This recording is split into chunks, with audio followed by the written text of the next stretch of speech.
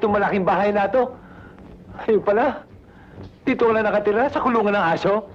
You explain to me. Why? Oh, why? Well, actually, you know my cousin. Masarap matulog dito at saka tagusan yung hangin.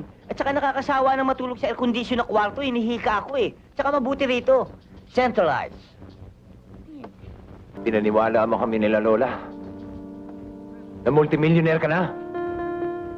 Yun pala. Isipin mo na lang. Nilapastangan ako, nilait-lait ang mga kamag-anak natin dahil napagunahan mo na lang ako, napag-iwanan mo na lang ako. Tapos, wala, ito lang ang pamumuhay mo rito. Anong klaseng pasan? Sir, pinsan. Alikop. Kaya ko lang naman nagawa yun. Para huwag kayong mag-alala.